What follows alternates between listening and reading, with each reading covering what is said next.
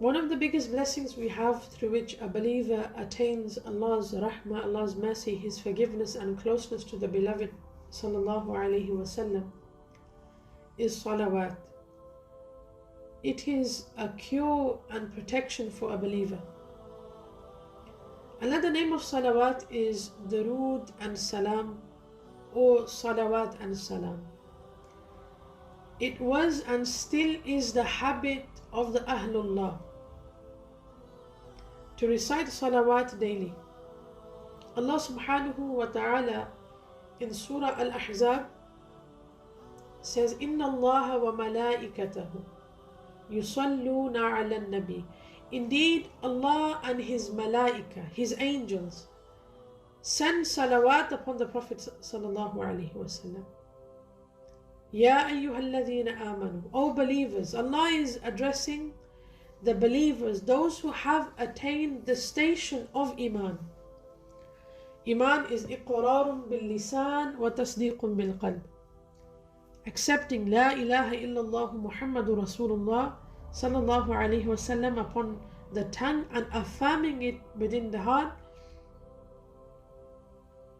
O believers, you also send salawat. Ya ayyuhalladhina amanu sallu alayhi wa sallimu taslima. And we recite salawat in salah. What do we recite in tashahhud? We say Allahumma salli ala Muhammadin. O Allah, we ask you to send salawat upon Rasulullah alayhi salatu wasalam. Wa ala ali Muhammadin, and upon his family. كما صليت على إبراهيم وعلى آل إبراهيم إنك حميد مجيد. Just as you would send salawat upon Sayyidina Ibrahim alayhi salam and upon his family. So to this extent, in tashahhud, when you recite durood Ibrahimi, you mention the name Muhammad sallallahu alayhi wasallam 4 times. So Allah loves to hear the name of His beloved sallallahu alaihi wasallam upon the tongue of the believer.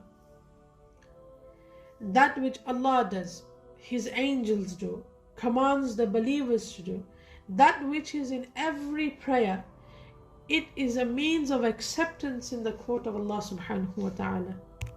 And there's a narration mentioned in At-Tirmidhi that inna ad-du'a mawqufun bayna as-sama'i wal-ard, that the supplication, the dua, it is stopped, mawquf, it is stopped between the sama and wal ard, between the skies and the earth. لا يسعد منه شيء حتى تصلي على نبيك. And it doesn't continue to go further, it doesn't ascend حتى تصلي, until you invoke and send salawat upon the Prophet alayhi salatu wasalam. Hence why the Awliya, they recite salawat before and after the dua. The key for your du'as being accepted is salawat upon the Prophet alayhi salatu wasalam. How should a believer recite salawat? The question is there a certain way that salawat should be recited?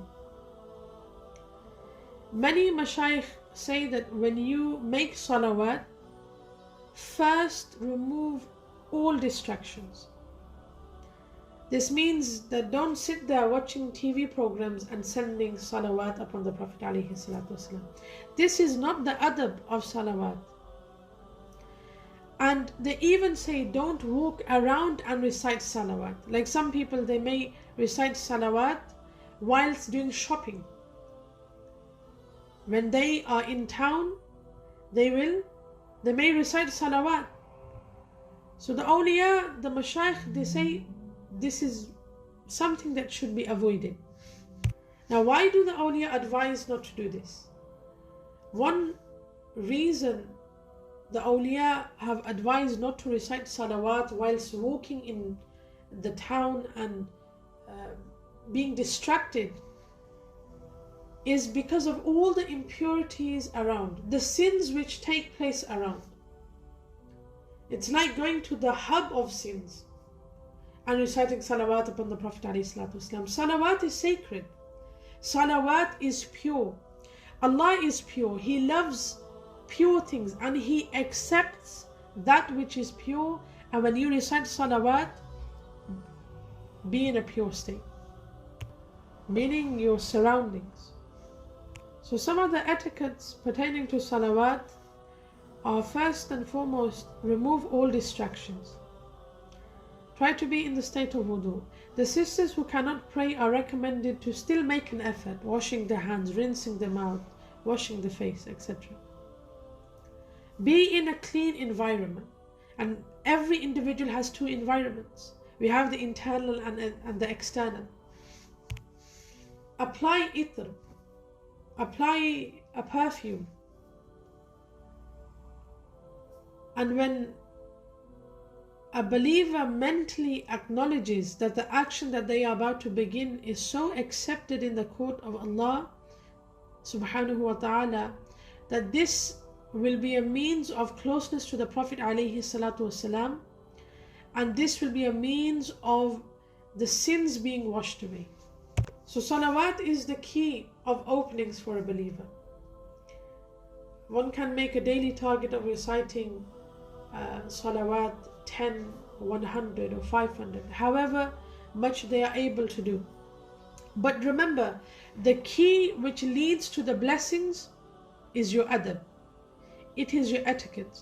If you have no adab, then you will be deprived. Ya ayyuhalladhina amanu sallu alayhi wa sallimu taslima. O believers, send salawat upon the Prophet alayhi salatu wasalam.